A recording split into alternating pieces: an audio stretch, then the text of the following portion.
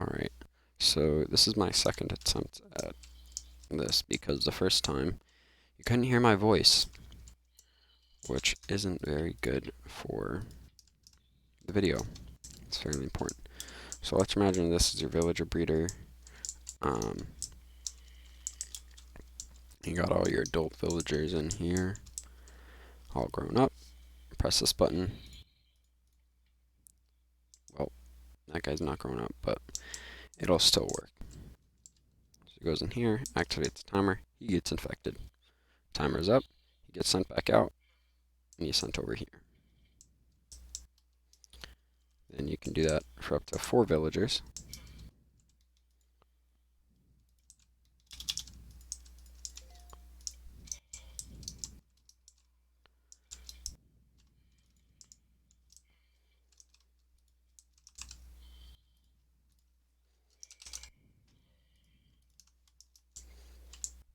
Oh, this guy didn't get fully.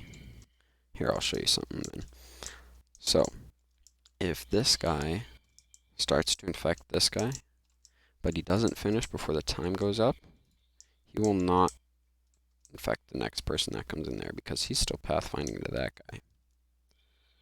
What's going to happen? This guy will get sent out uninfected.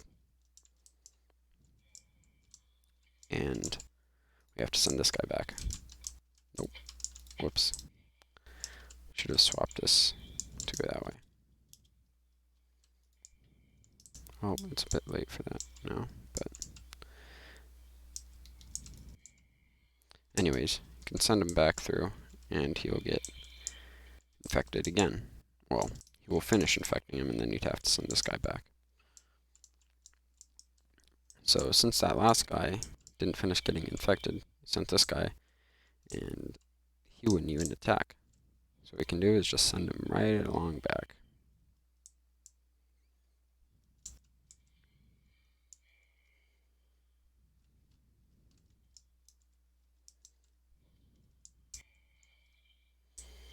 I'll come back out.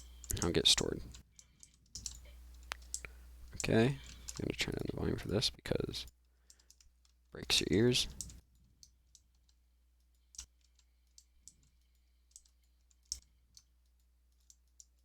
These guys, babies are super annoying to try to cure in here.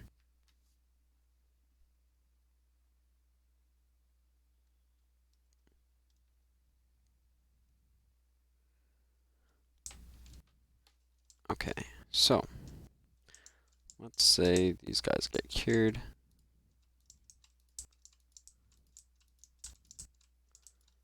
And they are ready to be sent off to the villager trading hall. What you're going to do is swap this circuit. You're going to have a villager just, go right along. In this case, just going to go back to everything but all of this.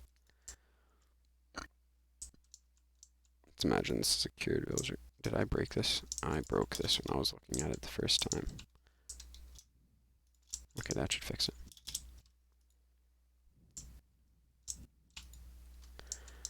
Usually these would all be filled up and you just send this guy first and he'd go along smoothly, but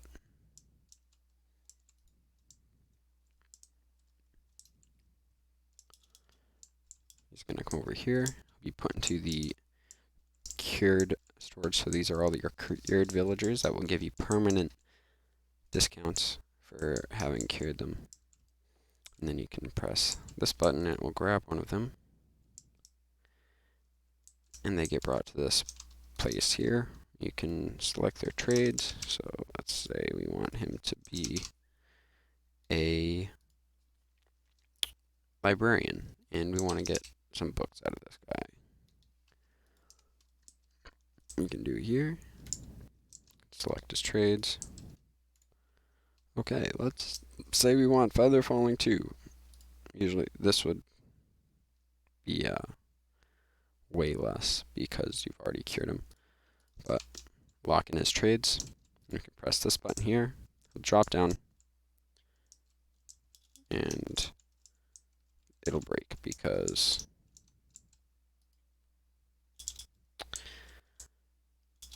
either. I'm not sure exactly what causes that, but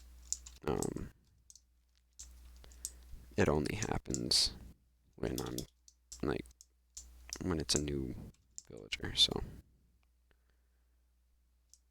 yeah, sometimes this guy is just. Oh, you know what it is?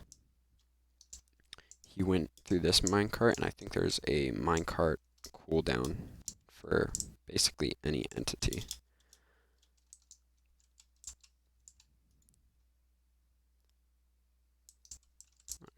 We can try this again with a different guy. Worst comes to worst, you could always do that, you know, manually. Get him to go somewhere. So I'm gonna wait a bit longer before I send this guy down. Okay, mending, that would usually be a good trade. Lock that in. Give it a little bit more time.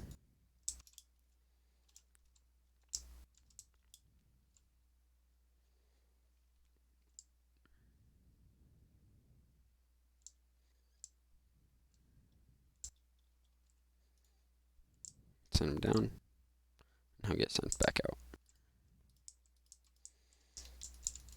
And that's all of the redstone stuff I made. I really like this one because I've never found a real use for using like a piston trap until this moment here.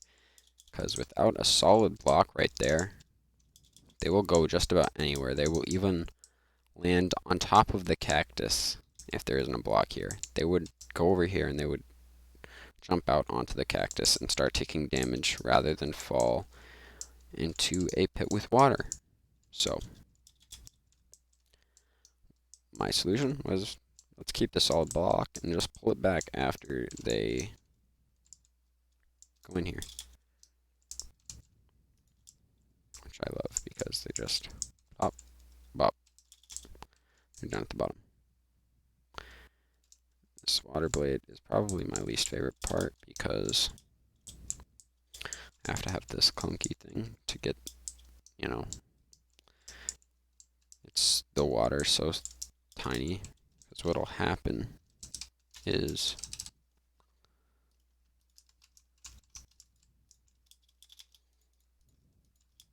let's say we got some in here, and this water is not so far away, even just right there. I think it'll happen. Okay, not that guy.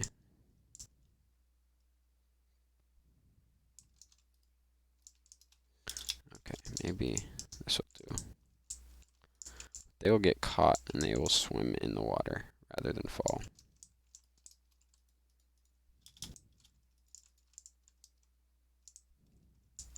Look at that. See, he wants to be annoying. So if it's this far away, I mean, he was already swinging, so that doesn't count, but one is the only one that I found. See, even when it's right here, it'll swim. Let's try set back another block. Maybe having it second to last will work, but still, at that point, you might as well have it go the full way and have it just a tiny bit of water to stop their fall damage. Because if it wasn't there, let's see. What would you guys do? Take all that fall damage, and I just don't want that. Well, they'd probably be fine because of having just been cured. I'd rather just not deal with it later down. Like, say something happens here, and it glitches out and I have to move them manually. I would rather them not have already taken damage, because sometimes they'll take damage getting moved. Especially if you're working with minecarts and they end up like under a block and they start suffocating. Yeah, you want them to have as much health as possible.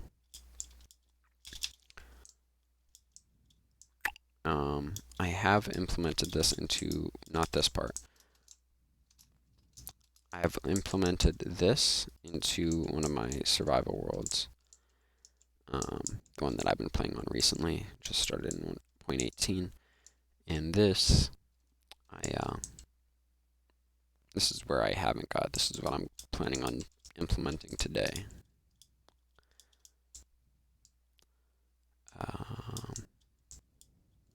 Yeah, I was trying to work out a ring stand thing. That's the other thing that I was super proud of that I got working. I didn't get to it on my laptop, but I do have it in another world here.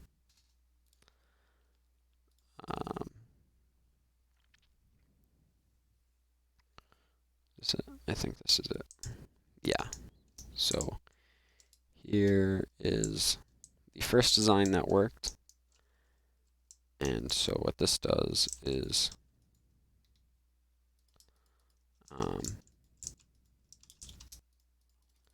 you do have to have over a stack of blaze powder and fermented, or whatever the ingredient is, for it to work, because it involves this comparator taking signal strength, and I can't explain that. Like, I know how it works, but I can't explain it to someone else very easily. So what this will do is, there's plenty of blaze powder and stuff. Every so often, it'll send a pulse through here, telling this to start brewing. And so what I found to be a problem was knowing when to let this hopper release the water and how to let this one know that it's okay to fill it again. So it'll get its last water bottle just in time for it to brew. And this circuit to activate, unlocking this hopper, which allows them to be taken out. And this hopper will take them out of this hopper in case it gets locked again before it fills up. So that'll happen over and over. Water bottle starts brewing, water bottle, finishes brewing, and they get taken out. It's all controlled by this redstone clock here, which is like every 12th item, every 12th item that gets moved by these hoppers will send out a pulse. Actually, it'd be 24 because it only detects every other movement, which is why this one is so much better, and I made work a lot easier. In fact, I could probably make it more compact. If I were to move this up a block, I could probably get rid of an observer, or maybe even I could just move this whole thing right here so that this observer faces into this block. I wouldn't even need any of this redstone, which would be super awesome. Actually, you know what? I'm going to try that right now.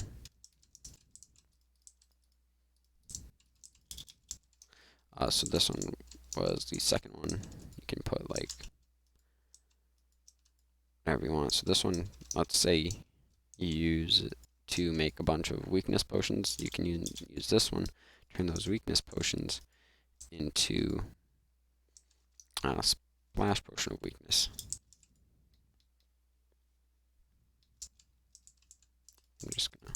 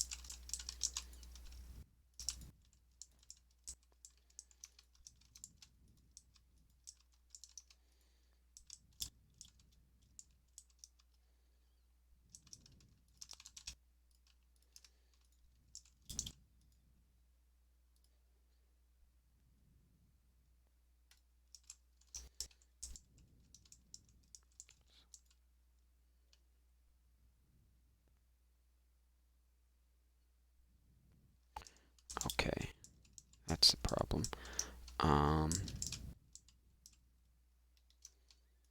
So this pulse isn't long enough to make this hopper unlock, right? On time. Oh, wait. What's happening here?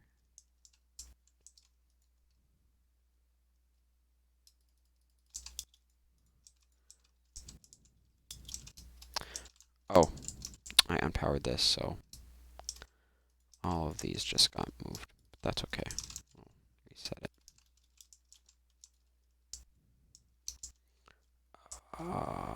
You see, that was why that was so important. Perhaps I can't make it easier, but oh, perhaps I can.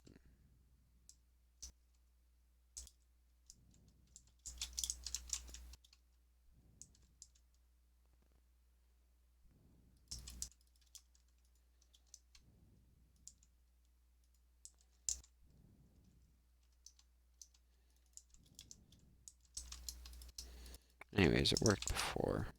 This is just trying to make it better or cheaper, even.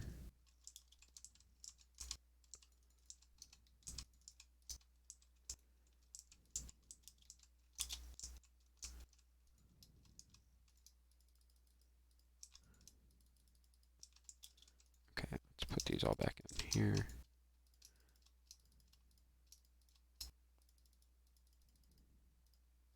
Okay, so these would be there on purpose. I think it's working now. Okay.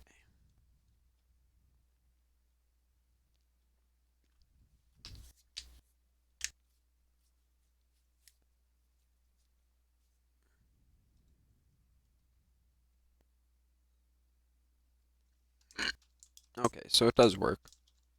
I'm not sure which one is better. This one, well, actually this one takes 2 less observers and like 3 less redstone, because the other one still had a repeater and a torch. So I guess this is cheaper, but it takes up a bit more space in this direction, which I don't like. Although I might be able to move it over here, or whatever. I don't care. I made it work and I implemented it into my survival world, which felt awesome because I got so many weakness potions brewed up and it took like no time. But also I took all the time to design this, so hopefully I use it more than just once for mass crafting of potions. Anyways, that's all my redstone stuff. So